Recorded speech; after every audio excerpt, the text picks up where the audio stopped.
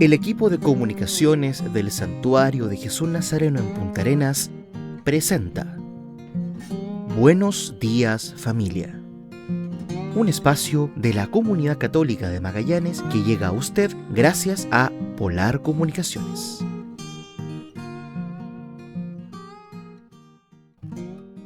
Hermanos y hermanas, muy buen día. Ya nos encontramos el domingo 4 de julio. Somos el equipo de comunicaciones del Santuario de Jesús Nazareno, que les saludamos desde este espacio que nos brinda Polar Comunicaciones, como cada domingo, para poder llevar a usted informaciones de la Iglesia Mundial y de Magallanes, y por supuesto, el Evangelio de Jesús Nazareno. Hermanos y hermanas, compartamos el programa del día de hoy.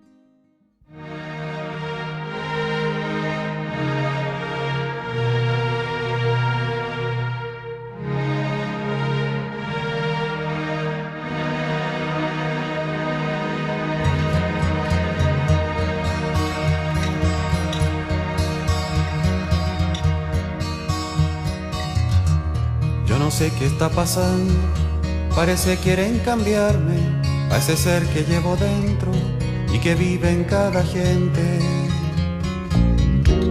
Yo no sé si yo no escucho o si es él quien me habla menos. Lo que siempre fue su canto, hoy siento que es mi llanto.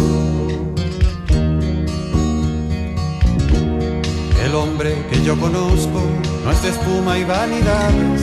Sientes libre y verdadero, son sus ojos diferentes. Cuando llama es un susurro, cuando calla una tormenta, una brasa cuando ama, cuando sientes un torrente. Eres Jesús el carpintero, el de alegrías y quebrantos, de pobres y afligidos, de mi canto y del de tantos. Jesús, amor, Padre, ternura, Dios del pan, Dios del madero, Señor de la esperanza, eres el hombre que yo espero. El otro, el que quieren imponerme, es de piedras y mentiras, solo compra, suma y vende, es de hielo y amarguras. Yo no quiero parecerme a eso que llaman el hombre, del hombre es uno y desde siempre. En él creo y quiero verle.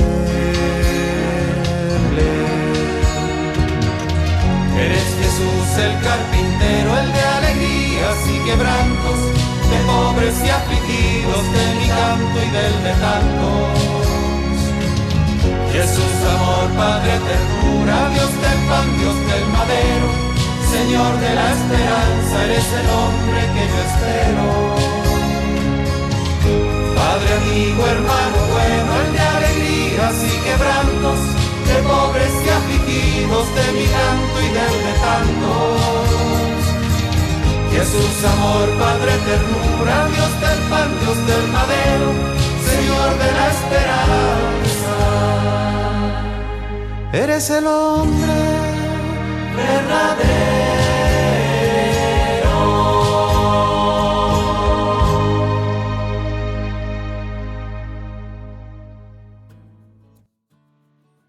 Francisco, dejemos que Dios transforme nuestra existencia con el Evangelio.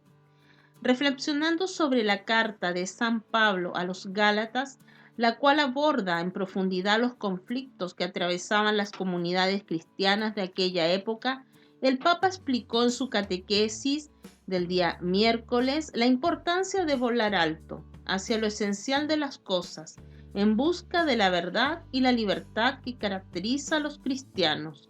Dejémonos conducir por esta conciencia.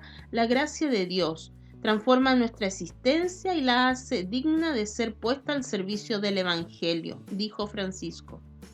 La mañana del miércoles 30 de junio, el Papa Francisco celebró la última audiencia general del mes y su respectiva catequesis centrada en la carta de San Pablo a los Gálatas, en la que se refleja que los cristianos de aquella época se encuentran en conflicto sobre cómo vivir la fe.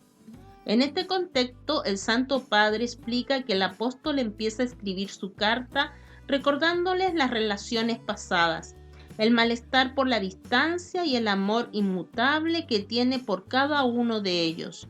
Y hace hincapié en que Pablo se preocupa porque la comunidad siga el camino correcto, comportándose como un padre que tiene una intención muy clara: reafirmar la novedad del Evangelio que los Gálatas han recibido de su predicación, para construir la verdadera identidad sobre la que fundar la propia existencia. En este contexto, el pontífice señala que el apóstol vuela alto y a través de esta carta nos indica también a nosotros cómo comportarnos cuando se crean conflictos dentro de la comunidad eclesial, sin detenerse en la superficialidad de los problemas, sino, más bien, profundizando en la raíz de ellos, porque lo que está en juego es la verdad del Evangelio y la libertad de los cristianos, que es parte integrante del mismo. Asimismo, Francisco destaca que en primer lugar Pablo se siente en el deber de recordar a los Gálatas que es un verdadero apóstol, no por mérito propio, sino por la llamada de Dios. Él mismo cuenta la historia de su vocación y conversión, que coincide con la aparición de Cristo resucitado durante el viaje hacia Damasco. Encarnizadamente perseguía a la iglesia de Dios y la devastaba, y como sobrepasaba en el judaísmo a muchos de mis compatriotas contemporáneos, superándoles en el celo de las tradiciones de mis padres. Igualmente, el Papa señala que es fundamental dejar que nuestras vidas sean transformadas por la mano de Dios, tal y como argumenta el apóstol en su carta, subrayando por un lado que había perseguido ferozmente a la iglesia, había sido un blasfemo, un perseguidor y un insolente, y por otro, evidenciando la misericordia de Dios con él, que le lleva a vivir una transformación radical bien conocida por todos. Es como si quisiera decir a los Gálatas que él podría ser de todo menos apóstol. Había sido educado desde niño para ser un irreprensible observador de la ley mosaica, y las circunstancias le habían llevado a combatir los discípulos de Cristo. Sin embargo, sucedió algo inesperado. Dios, con su gracia, le había revelado a su Hijo muerto y resucitado para que él se convirtiera en anunciador en medio de los paganos. Es por ello que el Santo Padre destaca el misterio con el que Dios actúa y marca, a través de un encuentro, la existencia de quienes abren sus corazones para Él. Los caminos del Señor son inescrutables. Lo tocamos con la mano cada día, pero sobre todo si pensamos en los momentos en los que el Señor nos ha llamado, afirma Francisco, indicando que nunca debemos olvidar el tiempo y la forma en la que Dios ha entrado en nuestra vida. Tener fijo en el corazón y en la mente ese encuentro con la gracia, cuando Dios ha cambiado nuestra existencia. ¿Cuántas veces, delante de las grandes obras del Señor, surge de forma espontánea la pregunta: ¿cómo es posible que Dios se sirva de un pecador, de una persona frágil y débil, para realizar su voluntad? Sin embargo, no hay nada casual, porque todo ha sido preparado en el diseño de Dios. Él teje nuestra historia, y si nosotros correspondemos con confianza a su plan de salvación, nos damos cuenta. El Papa finalizó su alocución puntualizando que la llamada del Creador conlleva siempre una misión en la que estamos destinados. Por esto, se nos pide que nos preparemos con seriedad, sabiendo que es Dios mismo quien nos envía y nos sostiene con su gracia. Dejémonos conducir por esta conciencia. Su gracia transforma la existencia y la hace digna de ser puesta al servicio del Evangelio. Concluyó. Los 3 consejos del Papa para una economía social exitosa. El Papa Francisco envió un videomensaje a la Asociación Cristiana de Dirigentes de Empresa en Argentina, con ocasión de su 24º encuentro anual, coincidiendo con el centenario del nacimiento del siervo de Dios, Enrique Chao. Pido a Enrique Chau que los acompañe en este encuentro y que los haga progresar. Bajo este deseo, el Papa Francisco ha iniciado su video mensaje dirigido a los miembros de la Asociación Cristiana de Dirigentes de Empresa Argentina. A ellos les ha recordado que la mirada cristiana de la economía y de la sociedad es distinta de la mirada pagana o de la mirada ideológica, pues dice es cristiana y nace del mensaje de Jesús, de las bienaventuranzas y de Mateo 25. En su mensaje explica la importancia de que todos construyan una comunidad justa, económicamente y socialmente. Sindicalistas y empresarios, trabajadores y dirigentes, tenemos que ir por el camino de la economía social. Seamos realistas. La economía últimamente en los últimos decenios engendró las finanzas y las finanzas tienen el riesgo de terminar como la cadena de San Antonio, ¿no? Que creemos que hay mucho al final, no hay nada. El Papa además advierte de la inflación de negocios mediáticos y pide volver a la economía de lo concreto. Y lo concreto es la producción, el trabajo de todos, que no haya falta de trabajo, las familias, la patria, la sociedad. Francisco lo dice claro, en una sociedad donde haya un margen de pobreza muy grande, uno se tiene que preguntar cómo va la economía, si es justa, si es social o simplemente busca intereses personales. Pues para el Papa lo esencial es que todos miremos por el bien común y se genere empleo. ¿Cómo? Con las pymes, dice el Papa. El Papa exhorta a invertir en el bien común y no esconder la plata o dinero en los paraísos fiscales. También a saber invertir y no esconder, pues dice, uno esconde cuando no tiene la conciencia limpia o cuando está rabioso. Cuando escondemos es porque algo está funcionando mal. Por eso Francisco hace una fuerte petición: claridad, transparencia y producción. Y cómo no, también pide invertir porque la inversión es dar vida, es crear. Por último, habla de la importancia de la confianza social para que la economía vaya viento en popa. A veces esos grandes acuerdos de grandes empresas o grandes inversores están todos alrededor de la mesa. Después de horas hacen el acuerdo, lo firman y en el momento que están brindando por el acuerdo, este que está del lado de la mesa con aquel que está allá, hacen uno por debajo de la mesa. No, con confianza y nunca traicionar la confianza. El Papa pide rezar en julio por la reconstrucción del diálogo y la amistad social. El Santo Padre, a través de el video del Papa, centra su mirada en el diálogo como camino para mirar la realidad de una manera nueva, para vivir con pasión los desafíos de la construcción del bien común, y pide frenar la polarización que nos divide. Por ello, invita a rezar para que en nuestras sociedades ya no queden espacios de enemistad y de guerra. Ha sido publicado el video del Papa con la intención de oración que Francisco confía a toda la Iglesia Católica a través de la Red Mundial de Oración del Papa.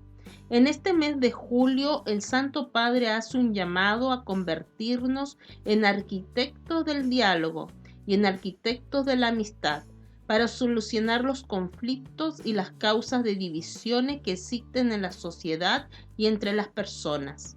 Solo a través del diálogo es posible huir de las polarizaciones constantes y de la enemistad social que destruye tantas relaciones, afirma el pontífice. En este contexto, Francisco pide rezar para construir el bien común con hombres y mujeres que se tienden la mano el uno al otro, y en especial siempre del lado de los más pobres y vulnerables.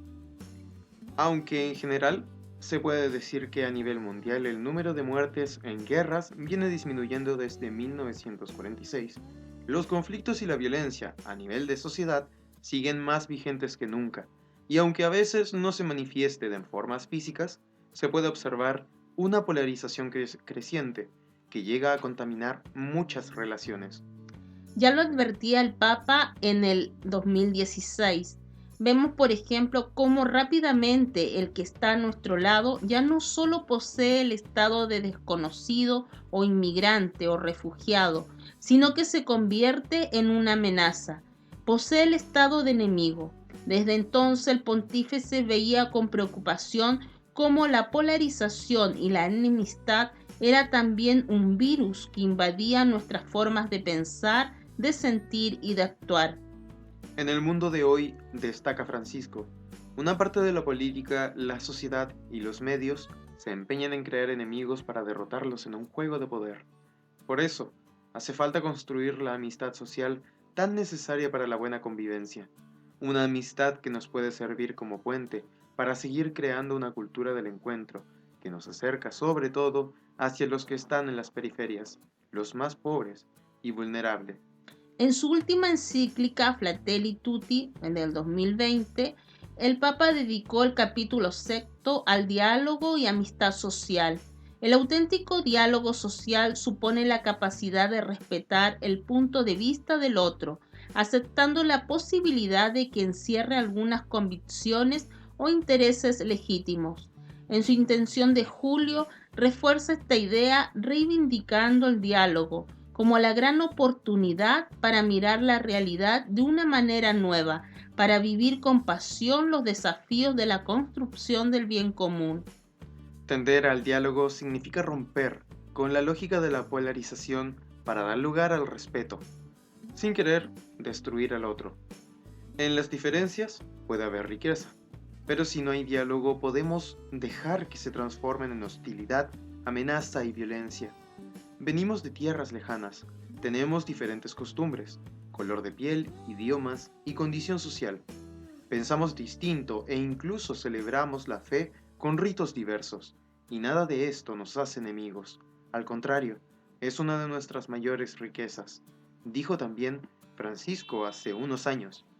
En este contexto, el padre Frédéric Fornos, director internacional de la Red Mundial de Oración del Papa, observó que esta intención pone de relieve el énfasis del Santo Padre en que podamos hacer renacer entre todos un deseo mundial de hermandad.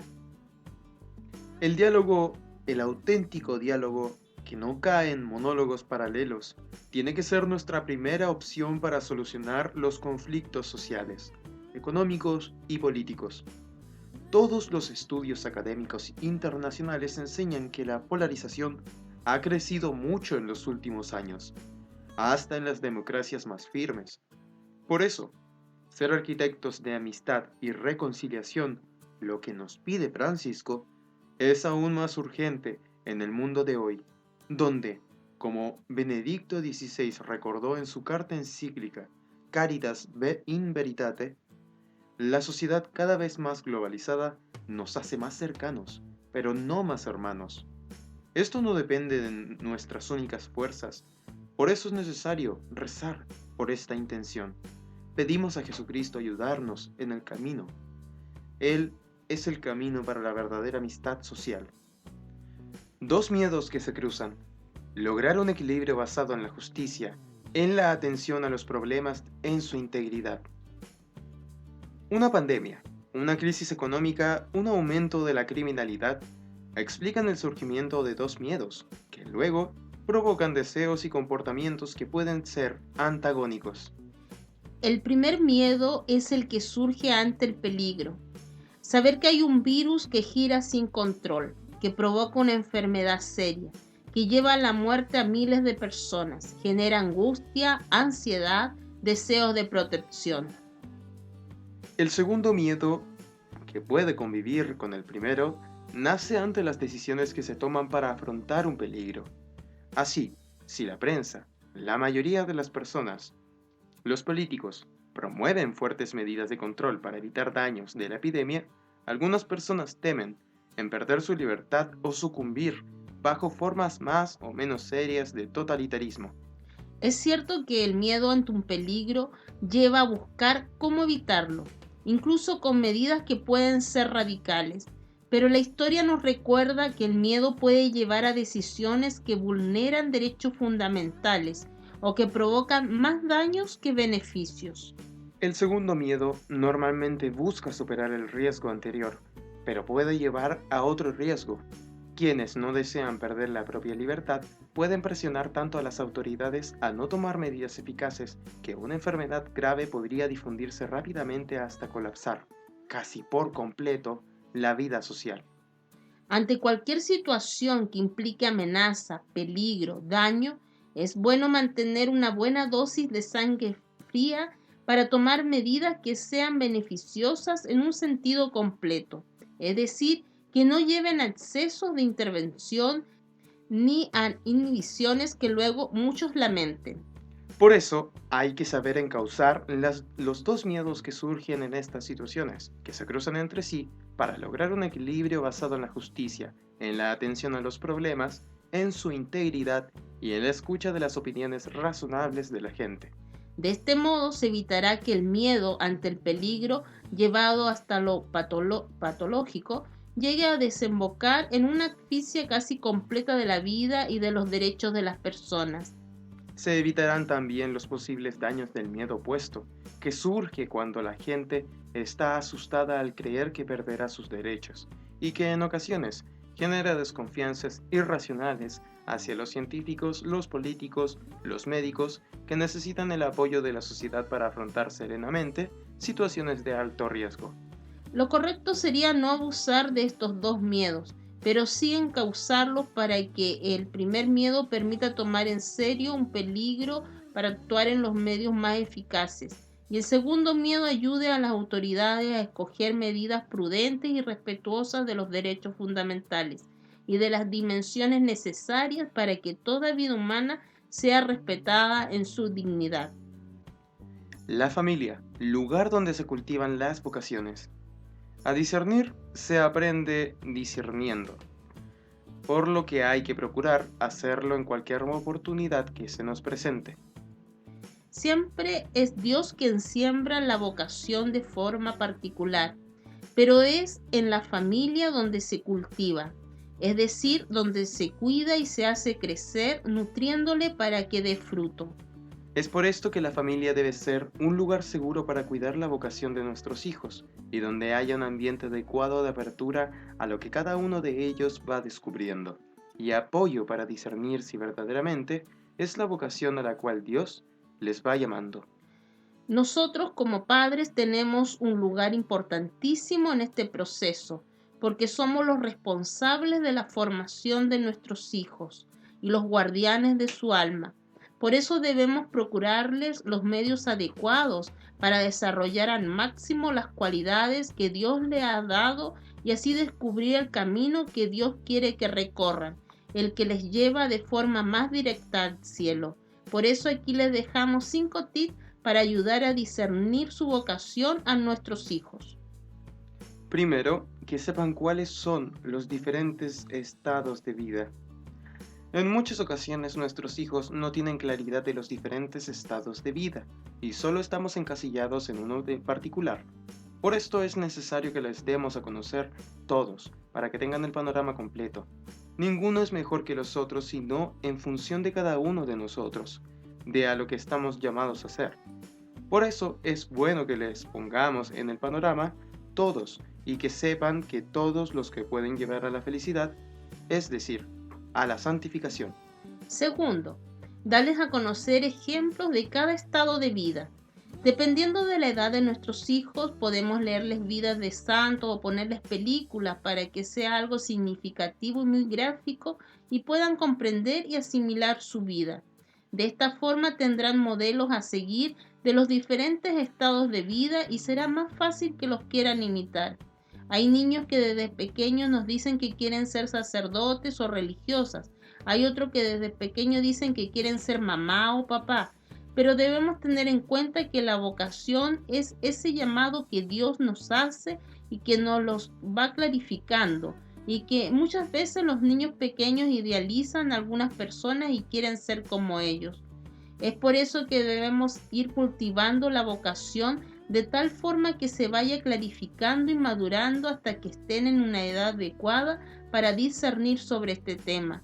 Pero si les damos ejemplo de personas que llegaron a ser santos en los diferentes estados de vida, será más fácil que nuestros hijos comprendan que cualquier vocación nos puede llevar al cielo.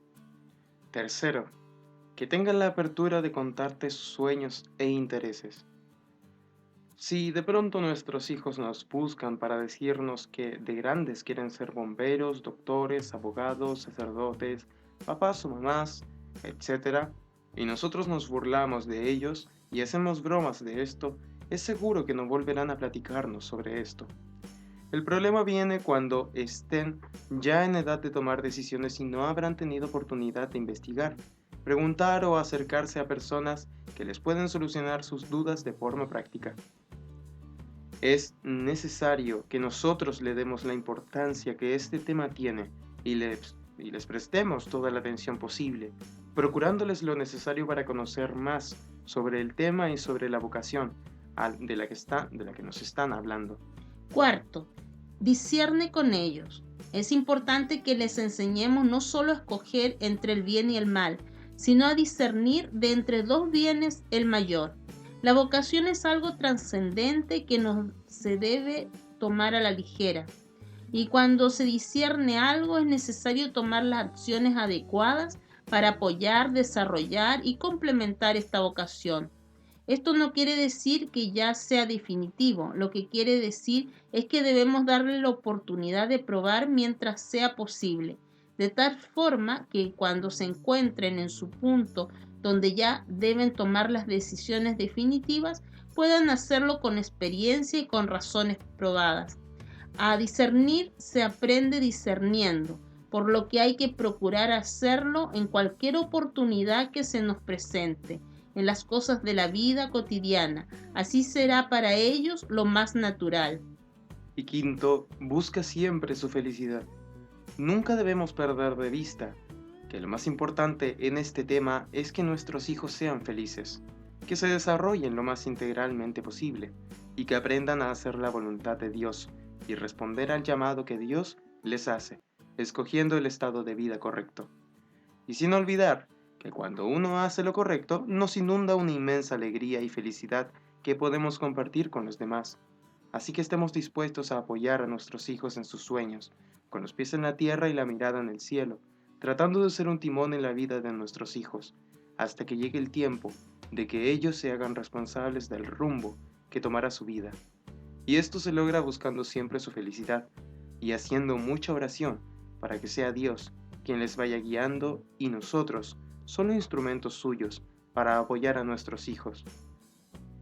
Dios te bendiga y la Santísima Virgen María te cubra con su manto.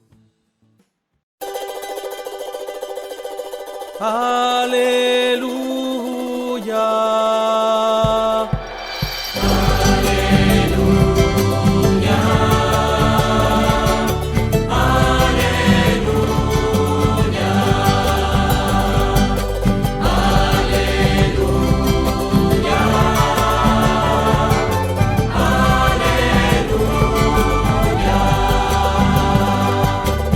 El Padre me ha enviado para anunciar la buena nueva a los pobres. Aleluya.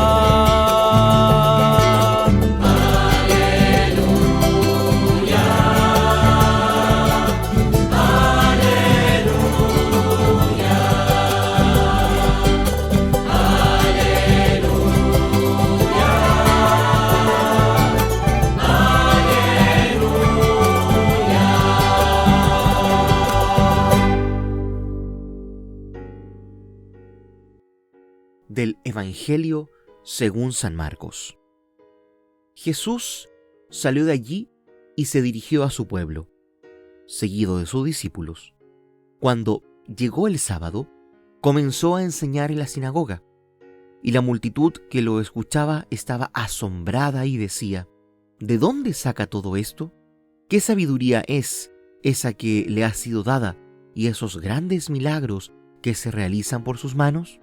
¿No es acaso el carpintero, el hijo de María, hermano de Santiago, de José, de Judas y de Simón? ¿Y sus hermanos no viven aquí entre nosotros? Y Jesús era para ellos un motivo de escándalo. Por eso les dijo: un profeta es despreciado solamente en su pueblo, en su familia y en su casa. Y no pudo hacer allí ningún milagro, fuera de curar a unos pocos enfermos, imponiéndoles las manos. Y él se asombraba de su falta de fe. Palabra del Señor. Gloria a ti, Señor Jesús. Esta es la palabra de Dios.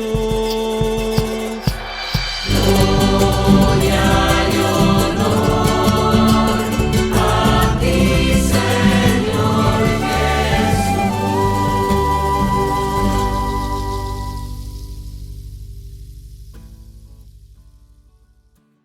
Nazaret. Nadie es profeta en su tierra. El texto del Evangelio de Marcos es la versión primitiva de la presencia de Jesús en su pueblo, Nazaret, después de haber recorrido la Galilea predicando el Evangelio. Allí es donde el hijo del carpintero de María se conocen a sus familiares más cercanos. ¿De dónde le viene lo que dice y lo que hace? Lucas, por su parte, ha hecho de esta escena en Nazaret el comienzo más determinante de la actividad de Jesús. Ya sabemos que el proverbio del profeta, rechazado entre los suyos, es propio de todas las culturas. Jesús, desde luego, no ha estudiado para rabino, no tiene autoridad, exousia. Para ello, como ya se pone de manifiesto en Marcos capítulo 2, versículo 21.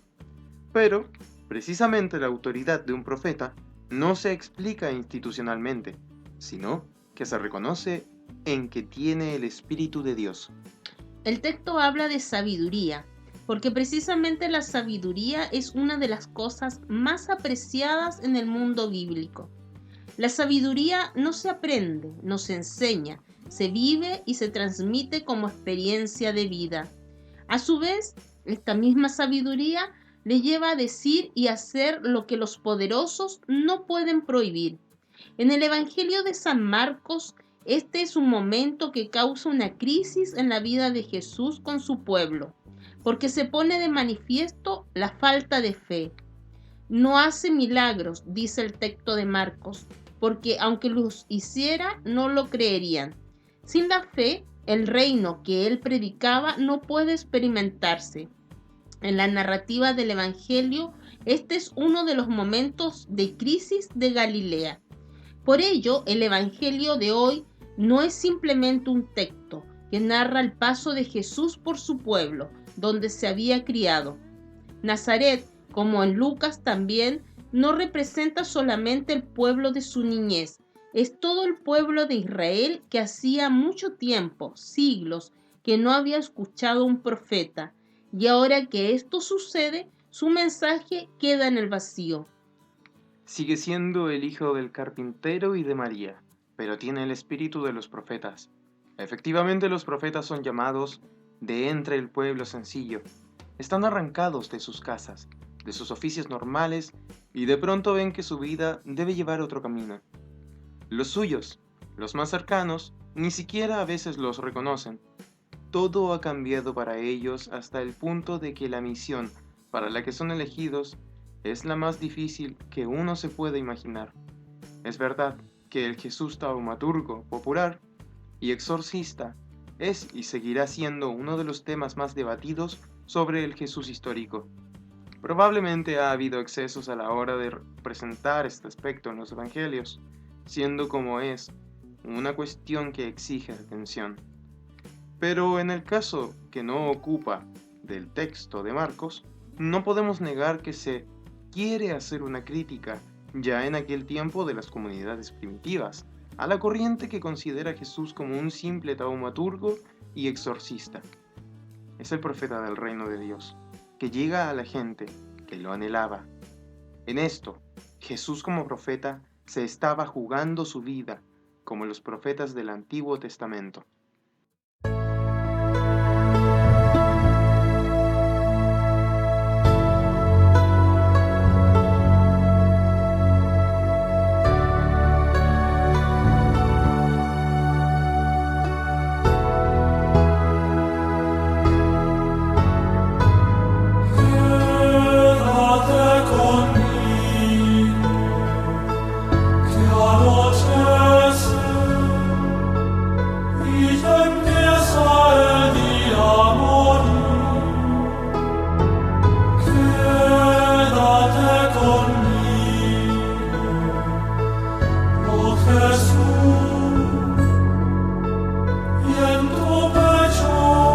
hazme dormir.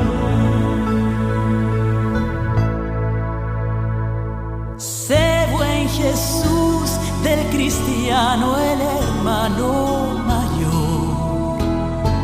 Hazlo seguir cada día tu senda de amor.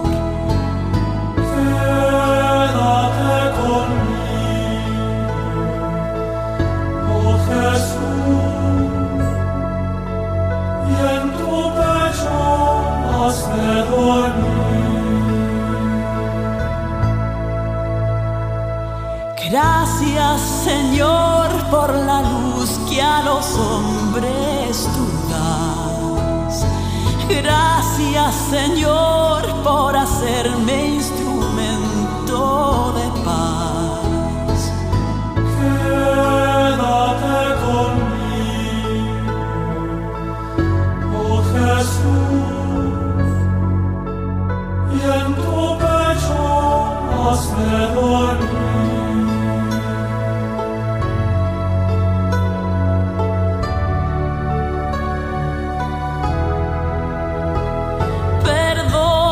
Señor, por las faltas que hoy cometí. Perdona, Señor, por las almas que viven sin ti. Quédate conmigo, que anochece y ya empieza el día a morir. Quédate conmigo, oh Jesús, y en tu pecho hazme dormir.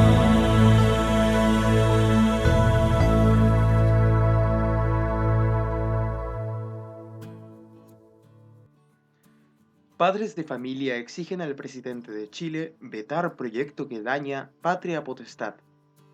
Distintas organizaciones que promueven, protegen y defienden la vida y la familia exigieron al presidente de Chile, Sebastián Piñera, que vete en su totalidad el proyecto de ley Sistema de Garantías de los Derechos de la Niñez. Hoy los niños de Chile se encuentran más indefensos que nunca, gracias a la irresponsabilidad de parlamentarios que, conociendo el contenido del proyecto de ley, le dieron su aprobación. Señor presidente, le pido que por amor a los niños de Chile y sin demora, vete esta ley, expresa un video de Cuide Chile.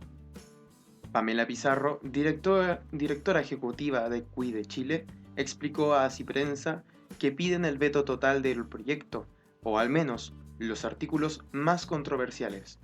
En su redacción, el proyecto de ley daña la relación entre los padres y los hijos, dejando como primer protector y garante de los niños al Estado, por sobre los padres.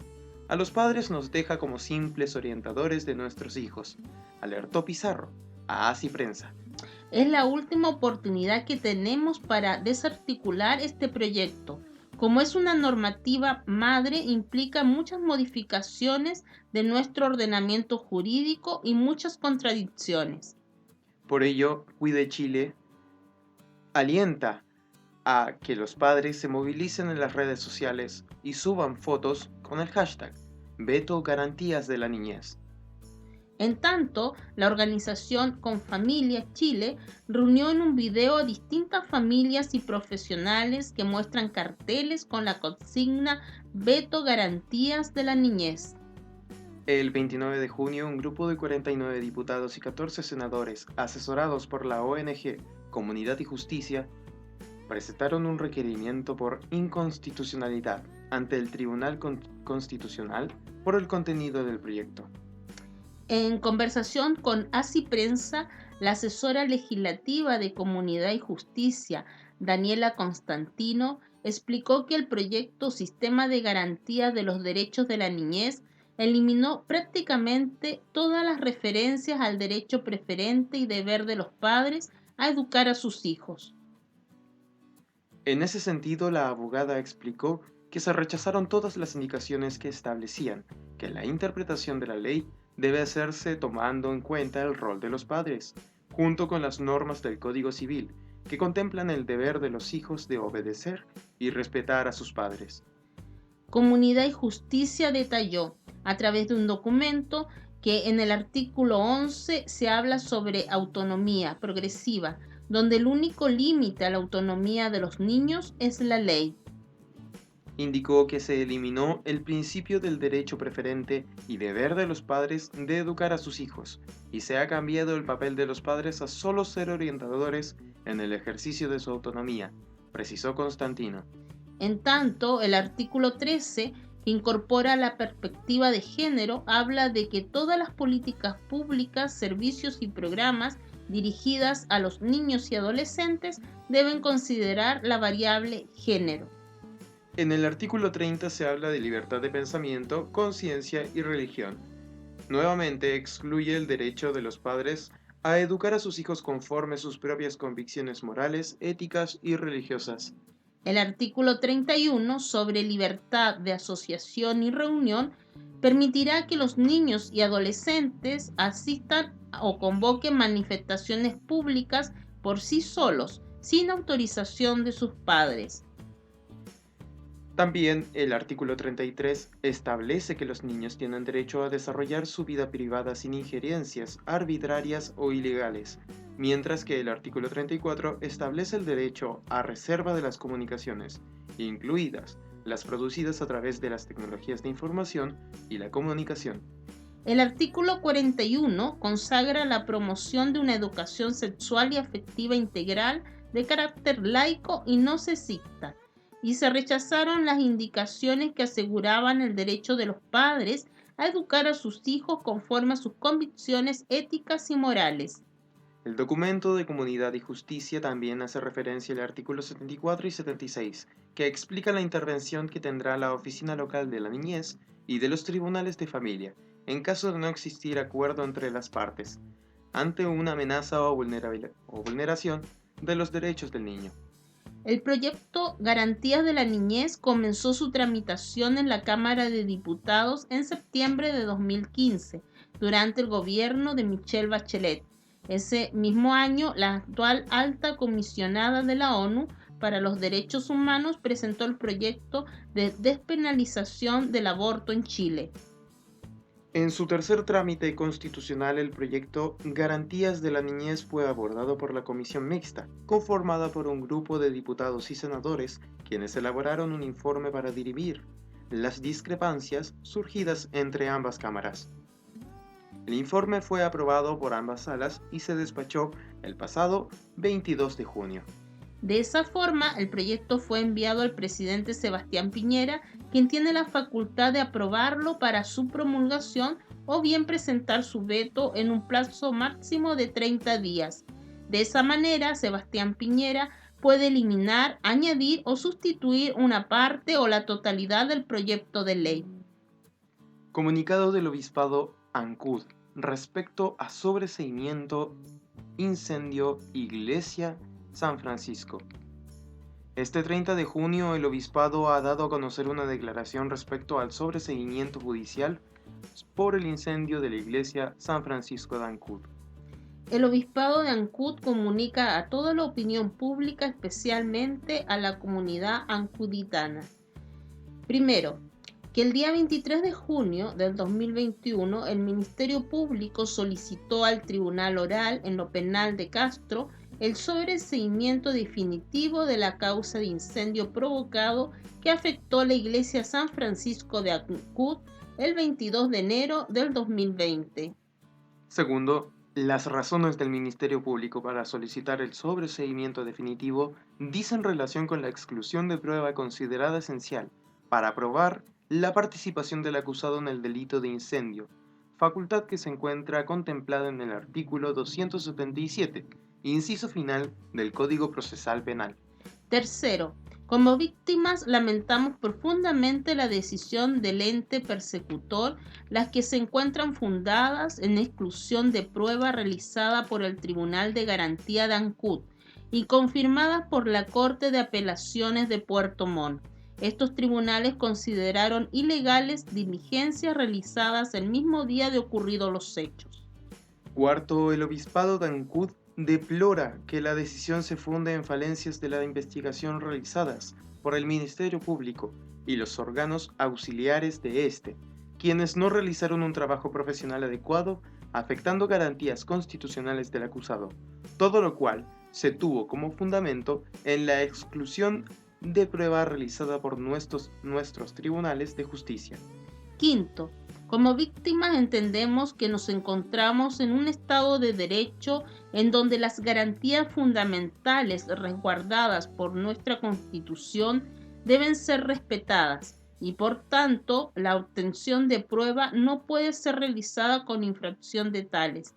Pero también nos encontramos profundamente molestos y dolidos por el actuar del ente persecutor y los órganos auxiliares, puesto que la deficiencia en su trabajo afectó el resultado del juicio. Lo anterior trajo como consecuencia que un hecho tan grave como el incendio intencional de la iglesia San Francisco de Ancud quede impune habiendo tenido pruebas para alcanzar la verdad y la justicia adecuada. Sexto, agradecemos el apoyo y comprensión de la comunidad en este difícil momento, puesto que si bien desde el mismo día del incendio en nuestro espíritu prima el perdón cristiano, no podemos dejar de sentirnos decepcionados por quienes deben administrar justicia de hechos tan graves como los ocurridos. El perdón no excluye la necesaria verdad y justicia para estos delitos como otros que afectan a nuestra sociedad chilena. Ancud, 30 de junio del 2021. Primer año de la SEAMA, delineando una iglesia con rostro amazónico. Nace el 29 de junio de 2020 por orientación del Papa Francisco. Su misión es delinear el rostro amazónico de la iglesia en la región panamazónica, mediante una pastoral de conjunto con prioridades diferenciadas y en articulación profunda y permanente con otras instituciones. A lo largo de su primer año de misión, la SEAMA, Conferencia Eclesial de la Amazonía, ha definido 20 núcleos temáticos prioritarios para su misión a partir de los 4 sueños de la encíclica de Francisco, Querida Amazonía, temas que a su vez recogen las diferentes conversiones del documento final del Sínodo para la Amazonía. La SEAMA, que nace en 2020 como una sugerencia eclesial del Papa Francisco tras el Sínodo para la Amazonía, tiene como misión delinear el rostro amazónico de la Iglesia en la región panamazónica, mediante una pastoral de conjunto con prioridades diferenciadas y en articulación profunda y permanente con otras instituciones. Su novedad, de hecho, está en el hecho de ser eclesial, juntando a las tradicionales conferencias episcopales la presencia de sacerdotes, religiosos y religiosas, laicos y laicas, y especialmente representantes de los pueblos originarios. Junto con eso, estamos ante una conferencia que no responde a un país, y sí a un territorio. Se trata además de un organismo vinculado al CELAM y a la REPAM, y que, de asumir su nueva misión, trabajó en el servicio jesuita panamazónico. Su misión en este primer año ha sido delinear el rostro amazónico de la Iglesia, algo que viene siendo discutido en los últimos años y que cobró especial importancia en el Sínodo para la Amazonía, siempre desde prioridades diferenciadas y en articulación permanente con diferentes instancias eclesiales. Como es ya tradicional, hermanos y hermanas, en este espacio damos cuenta de algunas informaciones que están vertidas en el Amigo de la Familia, el semanario de la Diócesis de Magallanes. En la portada o primera página tenemos la celebración de la festividad de San Pedro, patrono de los pescadores, celebración que nosotros ya recordamos e indicamos la semana pasada, pero como el encuentro en el mar se hizo presente el día lunes festivo, tenemos las fotografías en esta primera imagen, donde destaca el momento de oración en la caleta de Barranco Amarillo, en la cual nuestro obispo Bernardo presidió un instante de oración por quienes han fallecido o han desaparecido en el mar, momento que finaliza con la entrega de bengalas y ofrendas florales en las aguas del estrecho. En la página 2, testimonio, la alegría del amor, celebrando los 5 años de la exhortación apostólica Amoris Laetitia, la alegría del amor. Matrimonios de nuestra diócesis de Punta Arenas nos comparten su experiencia. Se encuentran en la fotografía y realizan la crónica Manuel y Lucía Espicel Nahuelquín, de la catequesis matrimonial. En la página 3, imágenes de los diversos consejos comunales que asumieron el día lunes pasado, 28, en toda nuestra región, en las comunas de Punta Arenas, Natales, Cabo de Hornos, Porvenir, Río Verde, Laguna Blanca, San Gregorio, Primavera y Timauquén, como también Torre del Paine. Y en segunda información, bendición de la capilla de Río Verde. Al finalizar el amigo de la familia, en la página 4, está la petición para la oración universal del día de hoy, domingo, día de inicio de la Convención Constitucional para redactar una nueva constitución política de la República de Chile. Entonces aparece al final una petición extra a las que las comunidades realizan para que tengamos en el centro de nuestras comunidades, en el centro de nuestra oración, esta misión encomendada a los convencionales constituyentes.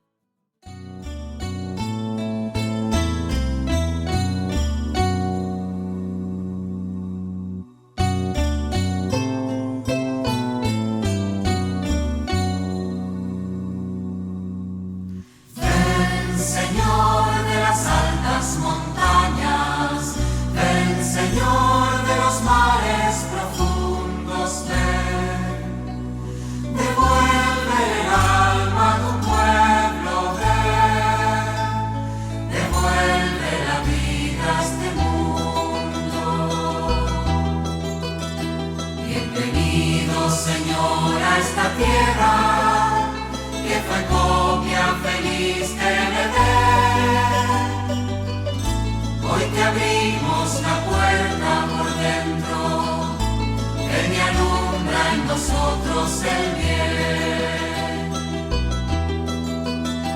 Bienvenido, Señor, a esta casa.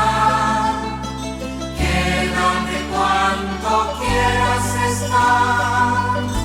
Y los padres, los hijos, los nietos sentirán el calor del hogar. Ven, Señor, de las altas montañas.